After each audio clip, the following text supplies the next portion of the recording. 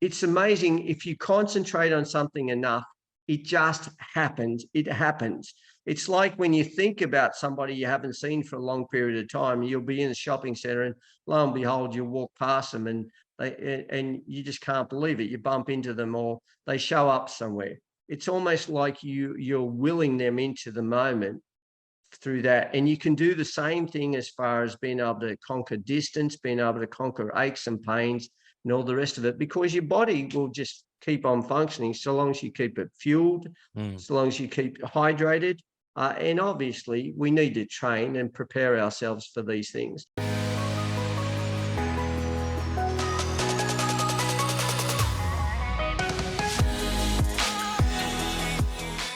Welcome back to the Marketing Muscle Up podcast show. I'm your host, Richard Tuturngi. And, in this show, we talk about marketing. We talk about ensuring that you're targeting your audience. And of course, we're all in the health and fitness game to ensure that we have a healthier, happier community and society. And I wanted to, on this show, a really important one, I wanted to bring across somebody who I believe is making a huge difference in our community and not our community, in our voice, in our recognition in this country.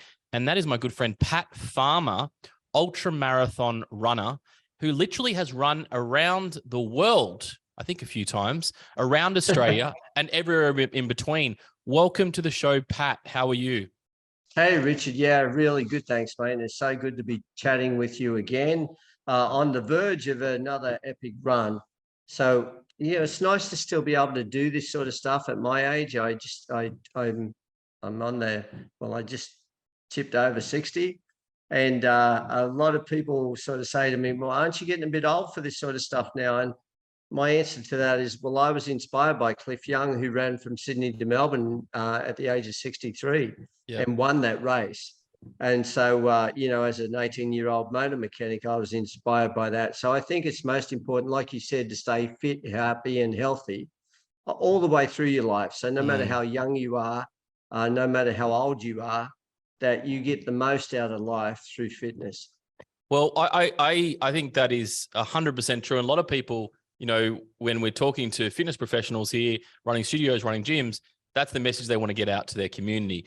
And I think when you say you've got that inspiration from Cliff and you're still progressing through that point and, you've still got many years ahead, because if he's 63 and you're 61, well, you're a bit younger than him, so you're good to go. Now, for those who don't know you, I just want to have a little bit of a bio and quick background. I probably met you a long time ago.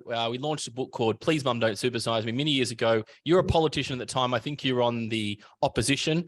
Maybe that's why you're able to launch my book. And I remember through that time, we lost a bit of contact. And then I found you again in India. And I was able to run with you for 2 days through the length of India. Now, before that, you got a great book. I think actually I've got a copy right behind me. Actually, I'll pull it up. And I read the book and I was just amazed what you had to go through to run from the North to the South Pole. As you know, if you're in our community, Pat's spoken to our community many times, and it's just phenomenal. And so when I joined Pat in India, he was running 2 marathons a day, and I thought I was just going to go for about 5 or 10 Ks. But Pat managed to convince me to run a marathon while he did 2. That's the least I could do to join Pat for a day of his running. And Pat, ever since then, you're consistently pushing yourself.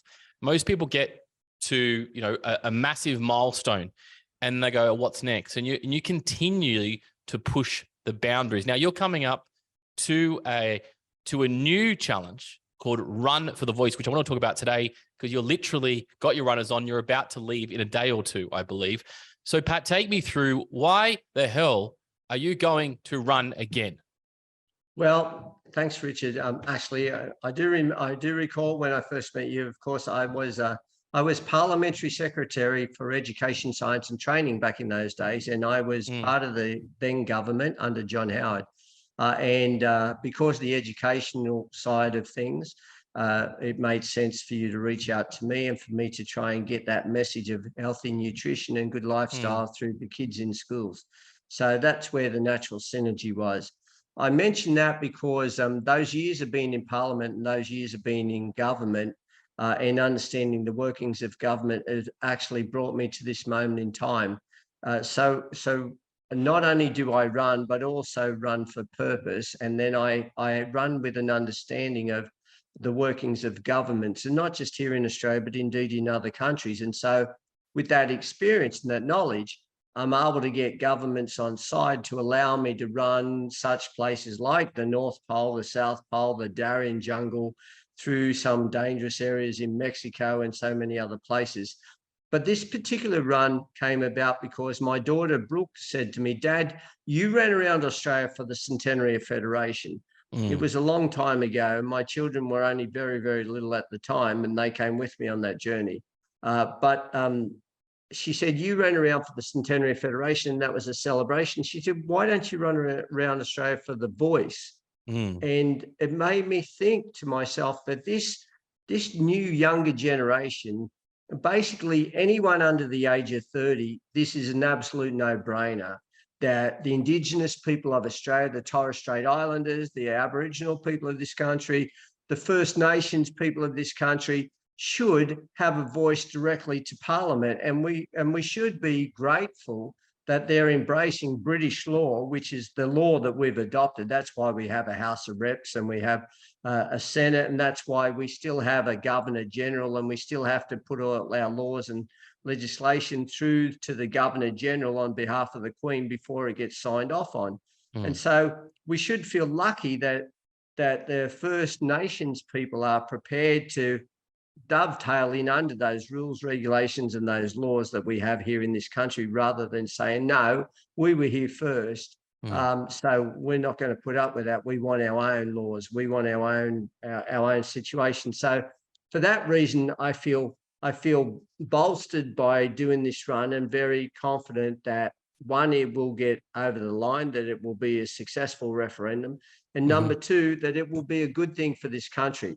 I mean, at the end of the day, we have a 60 million year old heritage, not a 200-year-old heritage, but a 60 million year old heritage. We have one of the oldest continuous races of people in this land, on this land, out of any country in the world. And just like New Zealand embraces the Kiwi lifestyle, the fact that the Kiwi heritage, and every person in that country, whether they've come from South Africa to be there, whether they've come from Asia to be there, whether they've come from America to be there, or Britain, or whether they were the traditional people of that island, New Zealand, or those two islands, New Zealand, the Kiwis, they've all embraced that, and they see themselves all as Kiwis now. And so that's their model that they use for tourism, for so many things out there to the world. And that's why on the world stage, everybody loves to watch the New Zealand rugby. They love to watch the haka. They love to see, that tradition. They love to see that embracing of their culture. And all this is about is Australians embracing this culture, this heritage that is so old, and accepting it, and saying, okay, this is who we are. This is our identity. Our identity goes beyond 200 years, and we're going to embrace it. And in order to do that, though, we need to make sure that the traditional owners of this land, the First Nations people, have a voice directly to Parliament in matters that concern them. So that will be things like infrastructure. It'll be things like housing. It'll be things like education and health in their communities. And Richard, I know that you've travelled extensively around Australia, and I have too.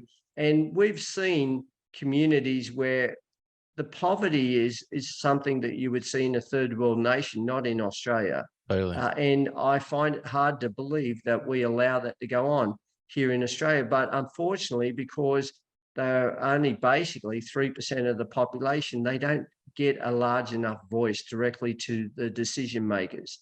And with this in place, with this voice in place, it will mean that not only do they have a voice directly to government, but that voice needs to be answered. So what will happen is they might say, look, we need this road through this floodplain put through so that we can get our kids to school, so we can do this and we can do that. That happens in other communities. But the politicians might turn around and say, we'd love to build that road for you. It won't be built for 10 years because it's too expensive to do. Now, that may be fine, but they have to give a reason why they're not supporting it. And it may be because we just don't have the money at this point in time, or because it's not on a planned schedule, or because we're not able to. But they have to give a reason. At the moment, all of these concerns are put up for housing, for health, for education, but they can just be ignored. So that's the difference of getting the voice through, and that's why it needs to be part of the Constitution, so that the politicians actually have to pay attention to it and give a reason why they can or cannot support that. Well, that is excellent. And I think for anybody who wasn't aware or doesn't understand it, I think that was an excellent summary of why it's so important. And, touching on that, Pat, I don't think you're in politics anymore in a normal sense, but I actually think what you're doing here, you're able to really get those decision makers and make some action through what you're doing with your running. And you've proven that over, I think, the last how many years, and you've done a great job of that. I mean, I just want to go back a little bit and take me through the previous runs that you've done. What have you done them for? I know you've raised a lot of money through charity. What are some of the past runs that you've done, and who are they done for? Mate. Well, thanks, mate. Well, I raced across America from California to New York, not once, but twice. That was 4,719 kilometers, 64 days, 80 kilometers a day, every single day across America against 30 of the best runners in the world. I've run from the northernmost point of Vietnam to the southernmost point, so up near the Chinese border, right down to the southernmost point of Vietnam. So close to around 4,000 kilometers in that journey. And that run was for clean water projects and for clean sanitary conditions in Vietnam, working with the Red Cross there on the ground. I ran from the North Pole through to the South Pole, down through the Americas, and that helped various Red Cross projects in each of those countries. So, for instance, excuse me, in Canada, the Red Cross helped the homeless.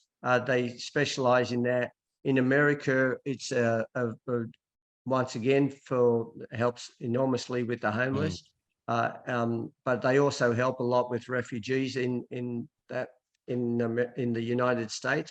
Then, as you get down to Central America into Mexico, it's the Red Cross that actually educate and train the doctors and the nurses, et cetera, et cetera. So, so we were supporting that, raising funds for all the way through, right down to Argentina and beyond, and back here in Australia for many of the Red Cross projects. I've run for Lifeline Australia. I've run for mental health issues, excuse me, numerous mental health programs and charitable works, Salvation Army. I've run up and down Sydney Centrepoint Tower, covered more than 100,000 stairs running vertically. I think you still hold the record for that, Pat. Is that right? Yeah, that's true. In 24 hours. And that was for the Autism Association. And I did it again another time with Tony Abbott. The two of us did it together, and we raised funds for ovarian cancer sufferers and ovarian cancer research into that to try and alleviate that problem. I've run for the Cancer Council on many different occasions and so many other different runs. I ran the Middle East, Lebanon, Jordan, Israel, and Palestine to bring a message of peace through to the people in those countries, and to get the message through to them that even though Australia was so far away, we care about peace in the Middle East. And there are many people from the Middle East that live in Australia who needed to know that message was sent, and also for Australians to know and understand that not everyone from the Middle East is a terrorist. And it was around the same time that we had the Lint siege at Martin Place, it was around the same time when there was a lot of hysteria around what was happening overseas with terrorists. So I needed to get that message through that I'd grown up with many kids from various parts, from Egypt, from Jordan, from Israel, and from Lebanon, and that these kids were just the same as anybody else. They were great kids, and they just wanted, their parents wanted them, and they wanted to have a great opportunity of life. So I suppose what I do more than anything, Richard, is I just bring awareness around through my running around needy causes and raise funds for those causes. So humble, Pat Farmer. So humble. You really are, truly, truly, truly. And I whenever I bring your name up, and I think I personally think you're one of the greatest athletes that is stepped on this planet, purely for the fact, Pat, that you're not just running. You're doing a whole lot more than that. You're doing press interviews. You're doing awareness. You're doing everything in between the run that most athletes don't even do. They'll do the running. Now, I just want to, the other big question that I get asked all the time is like, okay, how is that humanly possible, first of all? And I think this is going to be very interesting what people want. But what you just said previously, you said you're doing 2 marathons per day. So that's 80 kilometers for those who do not run. That's 80 plus kilometers as a minimum without any days off, right? So first of all, just on those 2 things, how do you physically back up every day? And maybe you can sort of share with us a couple tips for the runners out there, or the people that are trying to get their clients to run 5, 10Ks. How do you back up your body, and how do you do that every single day for, I know that the North to the South Pole was 10 months. I know in India, I believe it was 60 to 80 days. How is that possible, Pat? Well, I asked myself the same question, to be quite honest with you. In a nutshell, I just take it one step at a time. But in planning, I suppose, to answer your first question, I'm an event planner. Yep. That's really what I do. I set up events, and then because nobody else will do them, I do those events myself.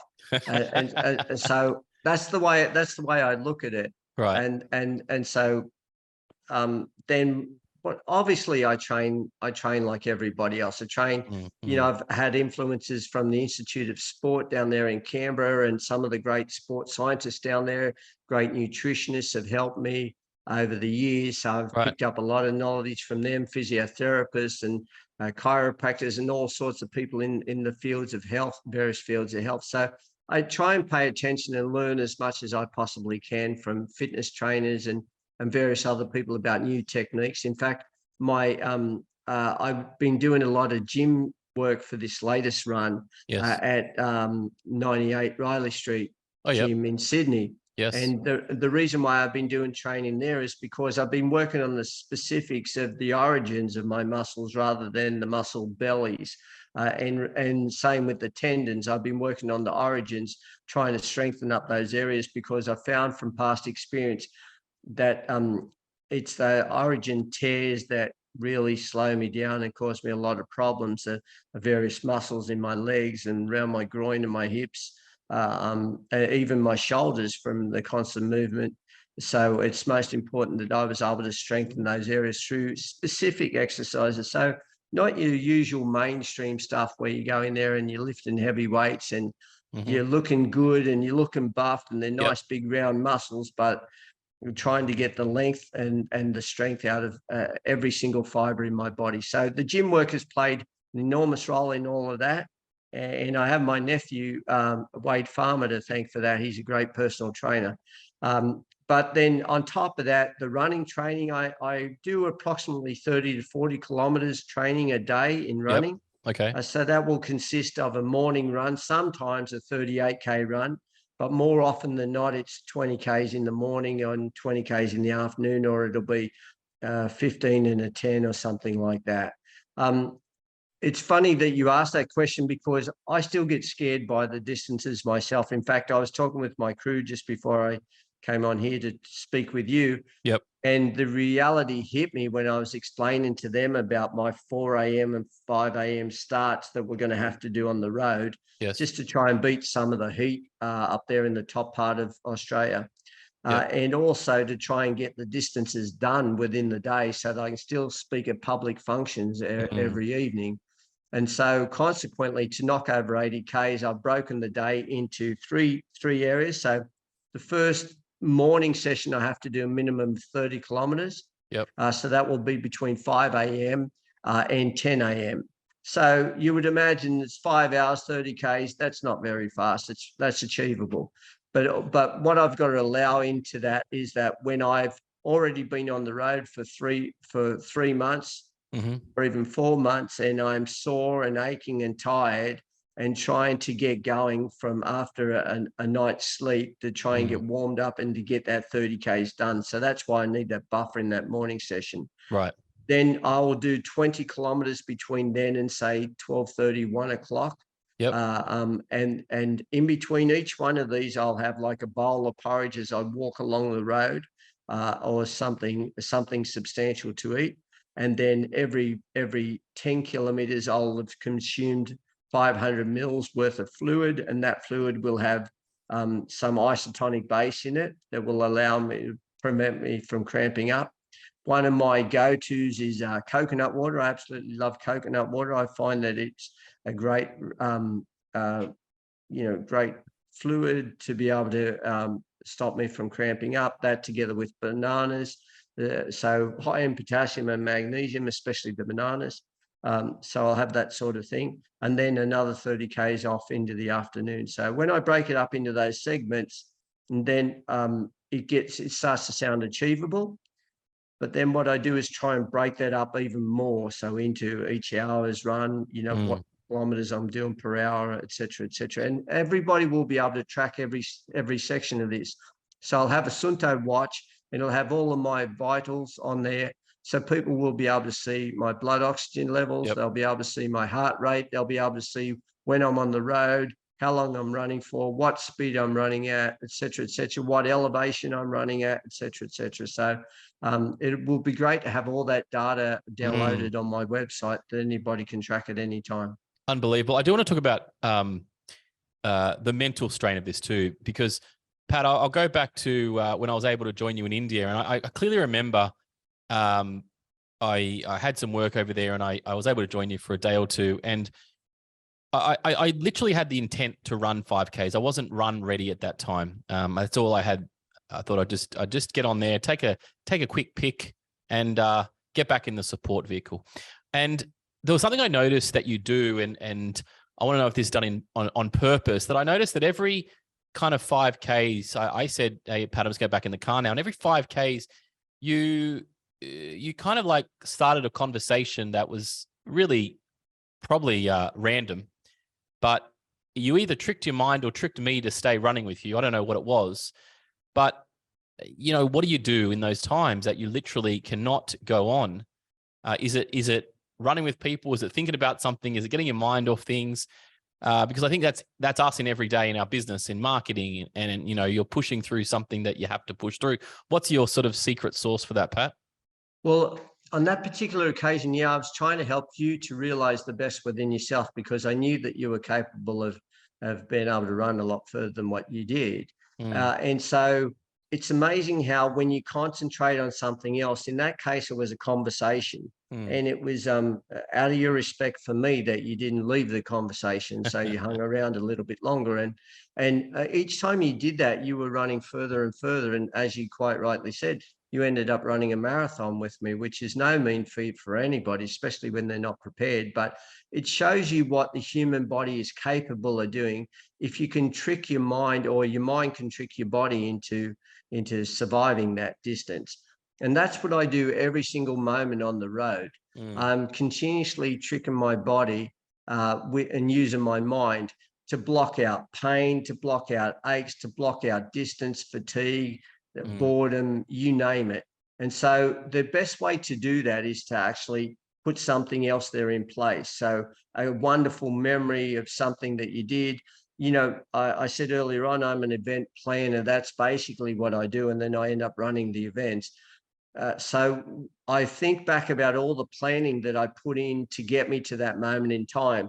And I think I remember speaking to you specifically, Richard, about that India run. I was saying to you, don't you think this is amazing? Like here we are out in Gujarat and the northern part of India, and here we were, and yet it wasn't that long ago. I was sitting in my kitchen. In those days, it was at Maroubra. In my kitchen, I had this map out on my kitchen bench, and I was looking at the names of towns that I couldn't even pronounce, like Kanyakumari, for instance, the southernmost point of India.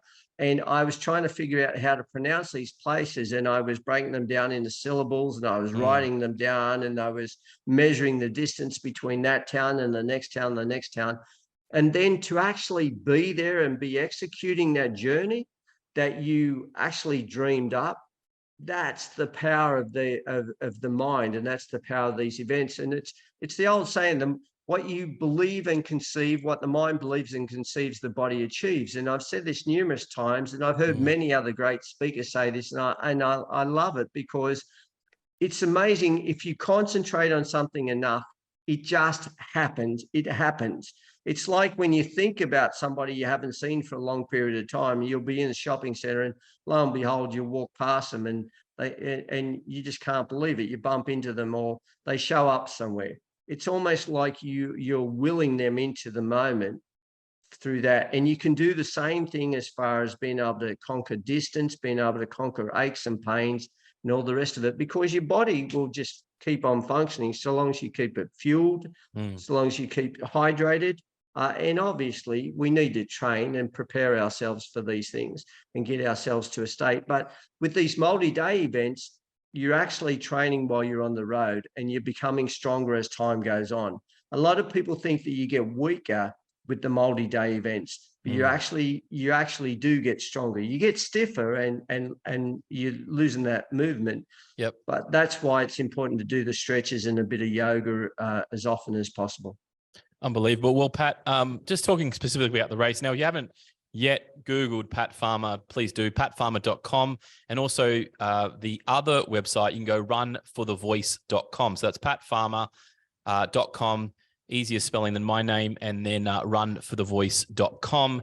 And when you go to Run for the Voice, what I just went through and checked out, Pat, you've got a itinerary. So people can actually run with you. And they can choose where they want to run, which is quite phenomenal. I'd recommend everybody to do this and get your studios and your gyms aboard as well, because I think this is phenomenal. And I'm just looking at the itinerary here, Pat. You've got 4 pages, and it's really small writing. And basically, you've got starting from Hobart, from the steps in Hobart. I think the Prime Minister's going to start you from there, and then you're going from Perth, you're coming up. I'm just looking at my locations here, and you've got Brisbane here, you've got Sunshine Coast, you've got literally Townsville, you've got Wannemum, Halls Creek, Road Stop.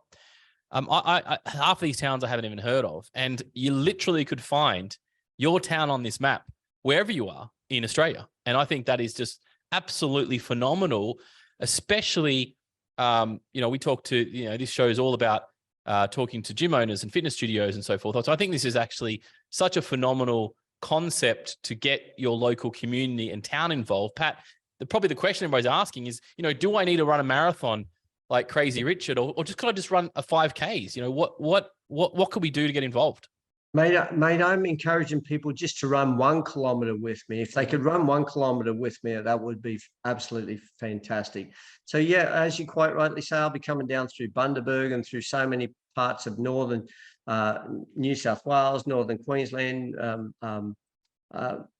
Basically, what happens is I run around Tasmania from Hobart. From Hobart, I'll head out across to Queenstown and Strawn, and then from there up to Burnie, and from Burnie across to Launceston, and from Lonnie I'll head on back down to Hobart. So anywhere in Tasmania, people should be able to find me to come out and spend a kilometre with me on the road. Just a kilometre would be incredible.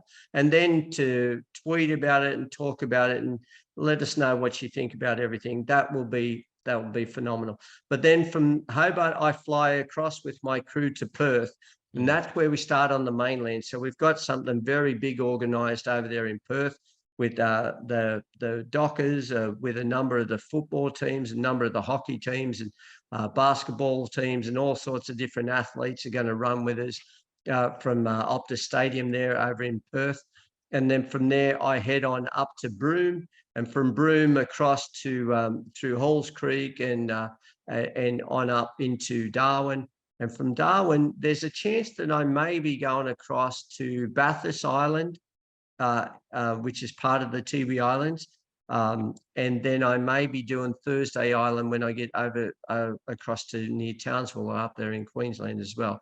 But that basically from Darwin, I come back down through Katherine, then across to Townsville. From Townsville, I head down through Brisbane, Sydney, Melbourne, Adelaide, and then I head on up into the interior of the country, and I finish at Uluru, the spiritual heart of this nation. And I finished there to try and send that very strong message home to everybody. And I think it would be a wonderful place to finish 4 or 5 days before the referendum is called. I want as many people as possible to come join me. I know that the runners from Alice Springs are going to come join me for those last few days on into Uluru. And well, so I'm looking at Uluru, Pat, and I'm seeing 44 kilometers, and I'm seeing other days 163 and 83. So I think if I can join you, I might join you that 44K day. Might be the easiest, sure. But I also see you running through here too. So I think I will definitely see you throughout the run at a town where I'm probably doing some events or seminars, and I'll definitely come out for a run with you. It's going to be outstanding. So just to repeat, you're running from the 17th of April all the way to the 11th. Midway through October. Yeah. Midway through October. Outstanding. Pat, like always, this is just absolutely phenomenal. I'm amazed every time I speak to you with your dedication and your commitment. Not just, this is not just, and, not just about you. You're not sort of that kind of person. You're all about the bigger picture and really helping messages to be seen. And you're just a function for that to happen, which I think is just actually phenomenal when compared to any kind of athlete in this arena. Multi-day ultra distances is just phenomenal. Pat, I'm going to ask you a quick couple questions before we go. Tell me, what's your favorite sports drink ever, Pat? The old days of Stamina, I'm still a bit old fashioned, but of course, I just love coconut water, to be honest with you. Coconut water. Great. And favorite pair of shoes? I don't know if you probably got a sponsor at the moment. So what is your favorite pair of shoes at the moment, Pat? Well, it's a tough one. I just tried on a pair of New Balance. In fact, let me show you these. Yep. Look at these pretty yellow ones. Look at it. Check these out. Love it. I normally wear Brooks. Yep. And I tried on these New Balance. They're 880s, New Balance 880s. Not only are they nice and bright, but they feel fantastic. So right. I'm going to give those a run during the course of this event. So we'll see how we go with all. I hope New Balance is going to throw you a lot of pairs there. How long can you run in a pair of shoes, Pat, before you have to change things up? Look, I usually get about 1,000 Ks out of a pair of shoes, and I know your listeners have heard me talk about this before. After you've done 1,000 Ks, you start to get some wrinkles in the EVA or the material at the base of the shoe, and that's when you know that you're not getting the same recovery, not the same rebound that you would normally get, not the same shock absorption. So it's time to change them over if you're continuing to do some pretty hard work in them, which I am. So I'll go through about 14, 15 pairs on this journey. Do you like listening to music or just the serenity of the surrounds? I love the serenity of the surrounds most of the time. That's why I'm encouraging people to come along and run along with me, have a chat with me. But every now and then I'll listen to just a little bit of music, and that music just takes me away from the moment. But they are rare moments. Outstanding. And your favorite athlete of all time? Yeah, well, that's a tough one. I keep harping back to Giannis Christ, one of the greatest, the Greek god they used to call him. Giannis was the only man up until only recently who'd ever run more than 300 kilometers in 24 hours. He ran 305 kilometers in 24 hours. Absolutely phenomenal athlete. Won the Greek Spartathlon so many times it's not funny.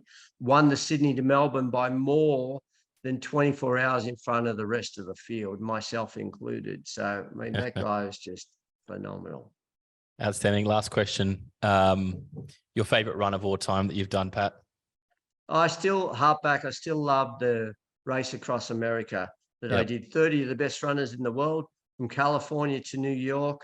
I finished second in that race. 60 Minutes covered the story. In fact, Channel 9 are covering this one extensively, and so are a number of other channels. But I caught up with this same guy that filmed me when I did the 60 Minutes story, and he's going to send me out a copy of that. So if you can find it anywhere in the archives, anyone can find that. The footage was phenomenal from that, especially when we were running down there, not far from Eagle Canyon, and of course through that area. It was just amazing. But yeah, I loved America back in those days. It was unbroken and amazing. Unbelievable. I just reached out to get the book Pole to Pole. I've read that cover to cover, and it's just outstanding read. So if you want to go and find that, Pole to Pole, and definitely go on to Pat's website, patfarmer.com. And most importantly, get involved somehow. I'm sure Pat is open for sponsors, and I'm also sure Pat also would love you to run with him as well. And I do believe you got a donation page too on your Run for the Voice website as well. Yes, because it's a bit of a contentious issue, and it'll be a vote later on. It's been very difficult to get sponsorship for this run, so I thought, blow it. Let's have a GoFundMe page and get people to keep us on the road. So if you want to keep us on the road, help us with fuel or food or support vehicles and pay for those sorts of things, anything would be appreciated. But we're going to make this thing happen. You always do, Pat. You always do. Well, guys, thank you so much, Pat, for your time. I know you've got to probably get to bed and get those Ks on in the morning. So I look forward to talking to you over the next few months. We'll get you back on here while you're running, and I definitely will see you throughout the trip. I'm going to take my two boys, and I might get them to do, I think they've done a 2K race. They're like 4 and 6. So I'm definitely going to get them to do a couple of Ks with you. I think that'll be a great experience for them. That'll be a great experience for me too.